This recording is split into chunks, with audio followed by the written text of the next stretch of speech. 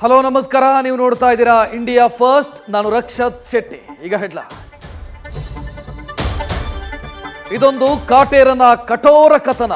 ರೇಣುಕಾಸ್ವಾಮಿ ಹತ್ಯೆಯ ಕೇಸ್ನ ಚಾರ್ಜ್ ಶೀಟ್ನಲ್ಲಿ ಪಟ್ಟಣಗೆರೆ ಶೆಡ್ನ ಘೋರತೆಯ ಅನಾವರಣವಾಗಿದೆ.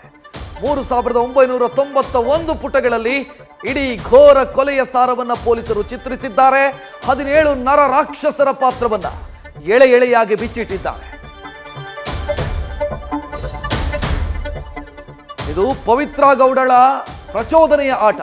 ರೇಣುಕಾಸ್ವಾಮಿಯ ಮುಂದೆ ದರ್ಶನ್ ದುರ್ಯೋಧನ ಆಗೋದಕ್ಕೆ ಈಕೆಯೇ ಸೂತ್ರಧಾರಿ. ಪಟ್ಟಣಗೆರೆ ಶೆಡ್ನ ಕ್ರೌರ್ಯದಲ್ಲಿ ದಾಸನೇ ಪ್ರಮುಖ ಪಾತ್ರಧಾರಿ. ಅವಳು ಆಡಿಸಿದಂತೆ ದರ್ಶನ್ ವರ್ತಿಸಿದ್ದ.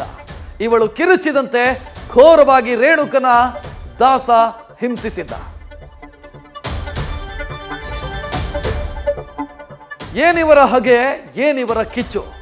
ಸಣಕಲು ದೇಹದ ಮೂಳೆಗಳ ತಡಿಕೆ ಮೇಲೆ ಏನಿದು ರೋಷಾವೇಶ.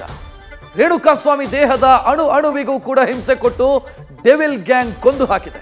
ಅದರಲ್ಲೂ ಮರ್ಮಾಂಗಕ್ಕೆ ಒದ್ದು ತುಳಿದಿದ್ದೆ ಆತನ ಸಾವಿಗೆ ಕಾರಣ ಅನ್ನೋದು ಗೊತ್ತಾಗಿದೆ. ಇಡೀ ಮಾಲಿವುಡ್ ಮೀಟು ಅಂತ ಇದ್ರೆ ಸ್ಯಾಂಡಲ್ವುಡ್ ನಲ್ಲಿ ಅಡ್ಜಸ್ಟ್ಮೆಂಟ್ ಸದ್ದು ಮಾಡ್ತಾ ಇದೆ. ಚೆನ್ನಾಗಿದ್ದ ಚಂದನ ಮರದಲ್ಲಿ ಮತ್ತೆ ಕ್ಯಾಸ್ಟಿಂಗ್ ಕೌಚ್ ಇಣುಕಿದೆ. ಲೈಂಗಿಕ ದೌರ್ಜನ್ಯದ ತನಿಖೆಗೆ ಸಮಿತಿ ರಚನೆಯ ಆಗ್ರಹ ಕೇಳಿಬಂದಿದೆ. ನಟಿ ರಮ್ಯಾ ಸೇರಿ ಹಲವು ನಟ ನಟಿಯರು ಸಹಿ ಅಭಿಯಾನ ಶುರು ಮಾಡಿದ್ದಾರೆ.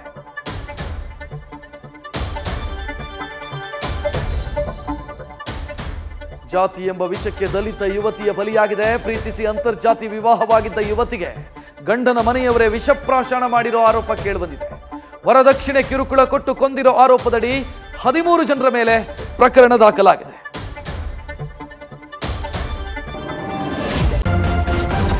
ನ್ಯೂಸ್ ಫಸ್ಟ್ ನಿರ್ಭೀತಿಯಿಂದ ನಿಮ್ಮ ಪರವಾಗಿ.